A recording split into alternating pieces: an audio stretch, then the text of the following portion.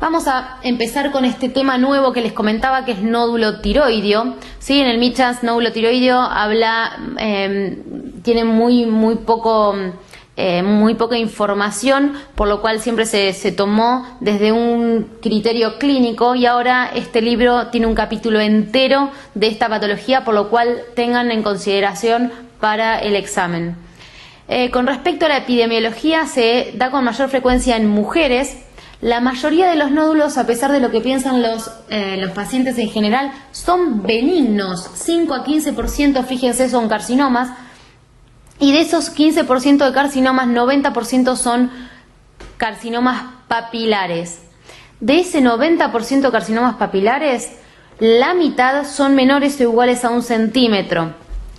Acá les puse un porcentaje con respecto al centellograma. Fíjense que los nódulos fríos por centellograma, que son los nódulos que no captan el yodo, tienen 16% de malignidad. Los nódulos tibios, 9% de malignidad. Y los nódulos calientes, que son los nódulos que resaltan en el centello, tienen 4% de malignidad. Los nódulos calientes son los nódulos que presenta una persona de un nódulo hiperfuncionante, un nódulo que secreta hormona, por lo cual un nódulo caliente que tiene 4% de malignidad nos habla más de un hipertiroidismo que algo maligno, que si nos dan los nódulos fríos que tienen ese 16% de malignidad.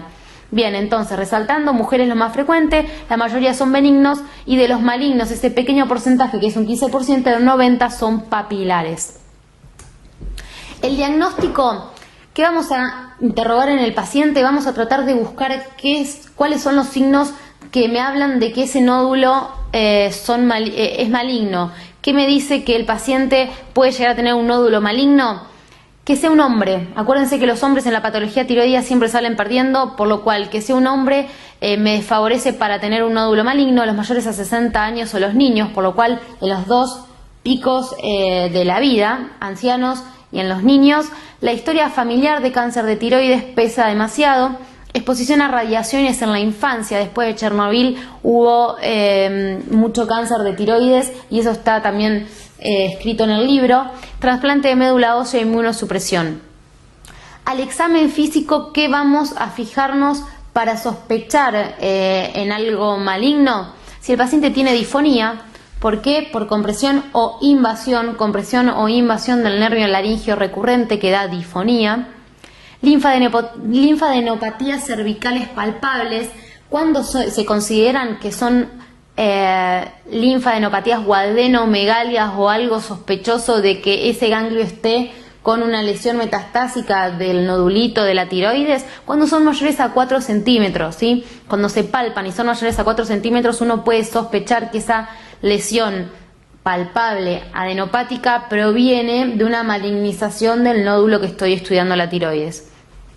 Lo otro que nos habla de malignidad es la fijación a tejidos vecinos, la historia familiar de cáncer de tiroides nuevamente, los famosos neoplasias endocrinas múltiples o NEM, que lo van a ver en clínica. Igual vamos a mencionar lo importante clínico-quirúrgico que tiene estas patologías, el crecimiento rápido del nódulo, la dureza extrema y que haya metástasis, por ejemplo, a nivel del pulmón.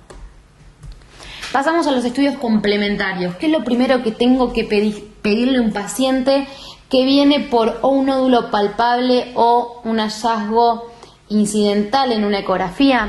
Es un laboratorio. Antes, en Michas hablaba de que cualquier nódulo que se encontrara en la tiroides iba derecho a punción-aspiración. Hoy eso cambió, y lo primero que hay que pedirle a un paciente es un laboratorio con un panel hormonal. ¿Por qué?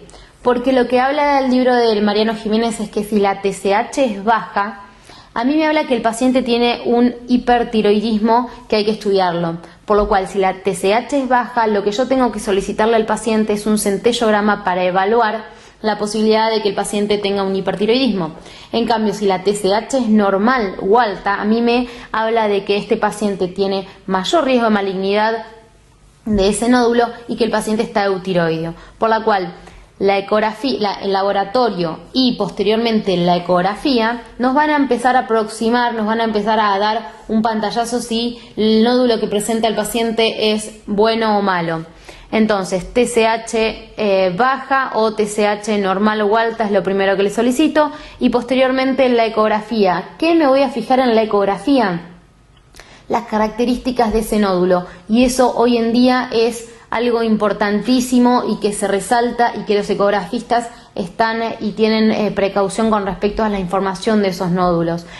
¿Cómo está informado el nódulo en la ecografía? A mí me va a dar mucha información sobre si eso es maligno. Por ejemplo, y se los resalto acá en la filmina, cuáles son las probabilidades, la alta probabilidad de malignidad. Un nódulo hipoecoico. Les puse dos ejemplos, la foto superior y la foto inferior. Fíjense, la foto superior no se ve si es hipo o hiperecoico, significa hipoecoico que es más negro que el parénquima adyacente, e hiperecogénico significa que es más blanco que el parénquima adyacente. Fíjense y tomemos ejemplo la imagen inferior. Es un nódulo isoecoico. ¿Por qué? Porque el nódulo que se observa en esa imagen tiene las mismas características que el parénquima adyacente tiroideo, por lo cual no es un nódulo hipoecogénico o negro, como me hablaría un nódulo maligno. El segundo punto es la vascularización aumentada intranodular. Fíjense que el nódulo que se ve en la foto inferior tiene vasitos en colorado periféricos. Fíjense que forman una corona, a diferencia de la foto superior que presenta un incendio intranodular importante, y eso sí me habla de malignidad. El tercer punto a considerar son los márgenes. El margen irregular, como se ve en la foto superior, habla de malignidad. La foto inferior se ven unos márgenes claros, precisos, circunscriptos, igual que en caso de patología, por ejemplo, pulmonar, cuando uno habla de nódulos de bordes espiculados. Lo otro son las microcalcificaciones. Las microcalcificaciones las vamos a ver casi típicamente en los carcinomas papilares, que son los más frecuentes. Las imágenes de arriba ni abajo se ven microcalcificaciones, pero sepan que cuando las hay nos hablan de que eso seguramente sea maligno. Lo otro es ausencia de halo. ¿Y qué es el halo? El halo es una imagen negra que rodea al nódulo, y si la buscamos se encuentra en la imagen inferior. ¿Por qué? Porque la imagen inferior es un nódulo benigno y tiene halo. La imagen superior, que es un nódulo maligno lleno de vasos en su interior, no tiene halo, y eso me habla de malignidad. Y finalmente, las adenopatías con pérdida de la relación córtico-medular. Significa que voy a ver un ganglio generalmente mayor a 4 centímetros, como mencionamos al examen físico, que cuando le hago la ecografía voy a ver como una adenopatía toda, borrosa, que no tiene su centro bien circunscripto con respecto a la cortical, como cuando vemos un vaso por ecografía.